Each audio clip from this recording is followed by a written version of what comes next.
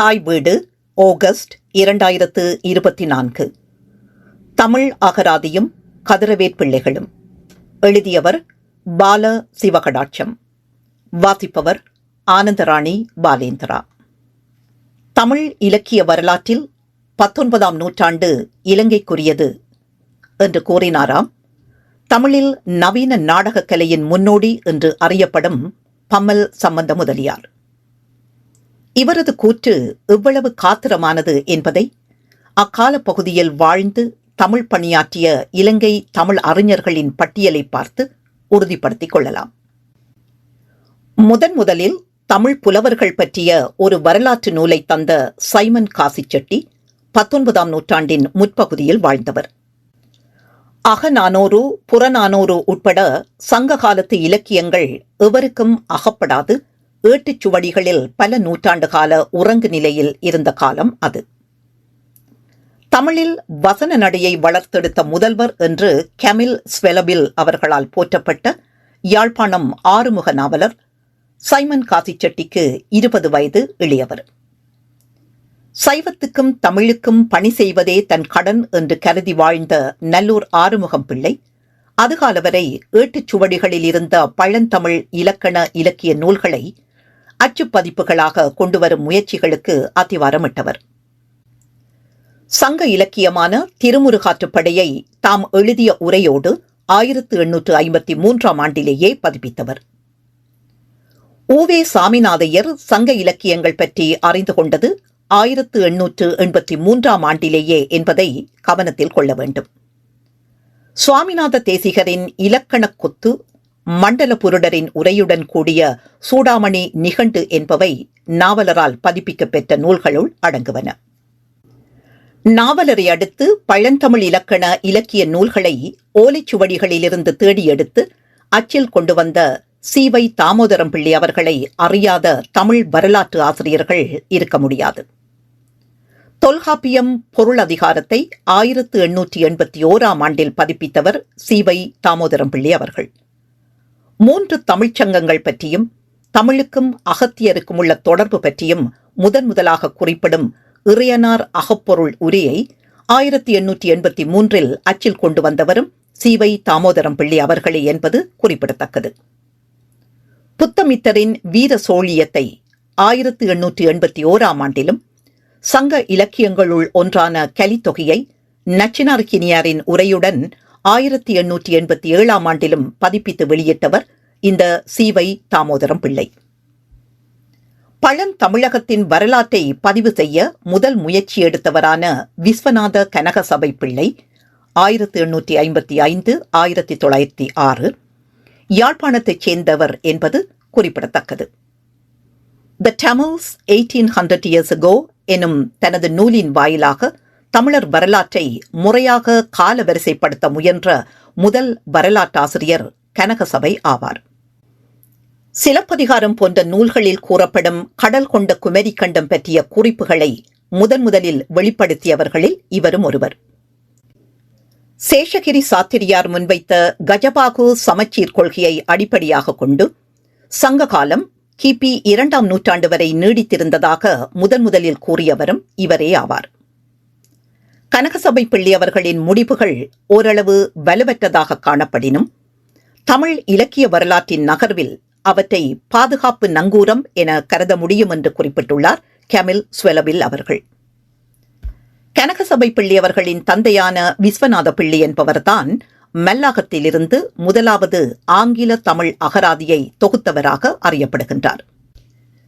தரங்கம்பாடி கிறிஸ்தவ மிஷனரியை சேர்ந்தவரும் தாவரவியல் நிபுணருமான J.P. ரொட்லர் என்பவர் தொகுத்த 4 பாகங்கள் கொண்ட தமிழ் ஆங்கில அகராதியின் முதல் பகுதி 1834இல் சென்னை வேப்பரையில் அச்சிடப்பட்டது. ஆங்கில அகராதிகளைப் போல் அகர வரிசையில் ஆரம்பித்த முதலாவது தமிழ் மொழி அகராதி 1841 ஏப்ரல் மாதத்தில் மானிப்பாயில் இருந்த அமெரிக்கன் மிஷன் அச்சகத்தில் அச்சிடப்பெற்றது.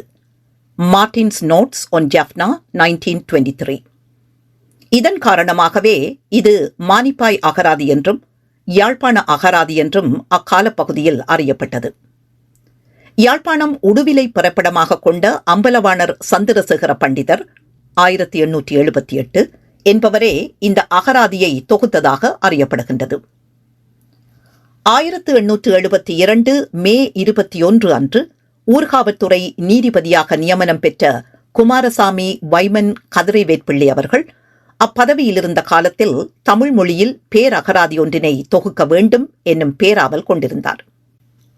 அக்காலத்தில் அவருக்கு கிடைத்த வீரமாமுனிவரின் சதுர அகராதி, மானிப்பாய் அகராதி, வின்ஸ்லோ அகராதி, வைத்திய அகராதி என்பவற்றை ஆராய்ந்து குறிப்புகள் எடுத்து வைத்திருந்தார்.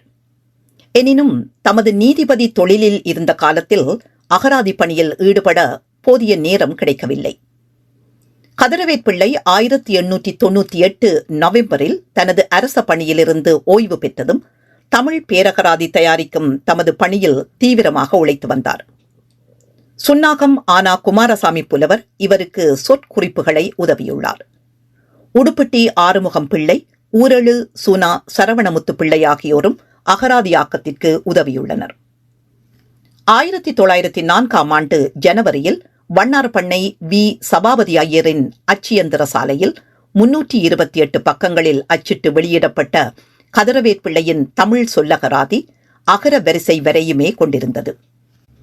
இதில் ஆனா தொடக்கம் அனோர் வரையிலான 7967 சொற்களுக்கு பொருள் கூறப்பட்டுள்ளது. இது வைமன் கதிரவேற்பிள்ளை அவர்கள் உயிருடன் இருக்கும் காலத்தில் வெளியானதாகும். இந்த அகராதிக்கு வைமன் கதிரவேற்பிள்ளை எழுதியுள்ள முன்னுரையின்படி அவர் தமது அகராதியை 6 தொகுதிகளாக வெளியிட திட்டமிட்டிருந்தார் என்பதை அறிய முடிகிறது. எனினும் 1904 ஏப்ரல் 14 தமது 80வது வயதில் வைமன் கதிரவேற்பிள்ளை அவர்கள் காலமாகிவிட்டார்.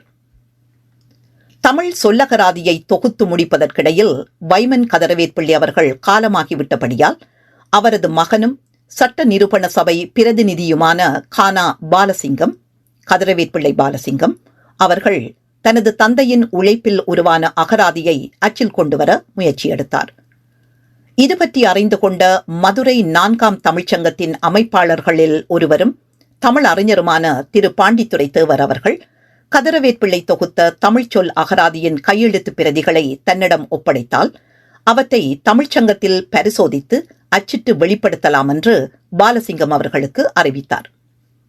அவர் கேட்டுக்கொண்டபடியே பாலசிங்கத்தால் பாண்டித்துரை தேவருக்கு அனுப்பி வைக்கப்பட்ட கையெழுத்து பிரதிகள் மதுரை தமிழ்ச்சங்க பண்டிதர்களால் பரிசீலிக்கப்பட்டு 1910 ஜூலை மாதத்தில் தமிழ்ச்சொல் அகராதியின் முதல் தொகுதி வெளியிடப்பட்டது. நூலாசிரியரின் புதல்வரான வழக்கறிஞர் பாலசிங்கம் 28/2/1910 திகதியிட்டு அந்நூலுக்கு வழங்கியிருந்த அணிந்துரையில் தமது தந்தையாரால் தமிழ் அகராதி தொகுக்கப்பட்ட வரலாற்றையும் எந்த சூழ்நிலையில் பாலவனத்தம் பாண்டித்துரை தேவரிடம் கையெழுத்து பிரதிகள் ஒப்படைக்கப்பட்டன என்பதையும் குறிப்பிட்டிருந்தார்.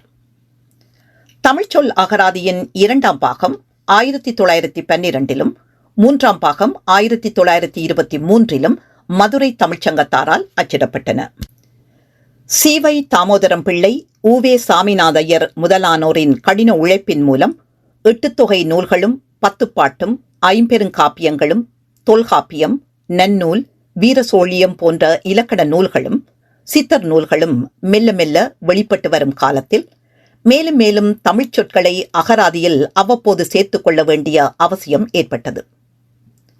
இறையனார் அகப்பொருள் வெளிவந்த பின் தமிழ்ச்சங்கம் பற்றியும் பண்டைய காலத்து புலவர்களால் இயற்றப்பட்ட ஏராளமான தமிழ் நூல்கள் உள்ளனவென்பதை பற்றியும் பலரும் அறிந்து கொண்டனர்.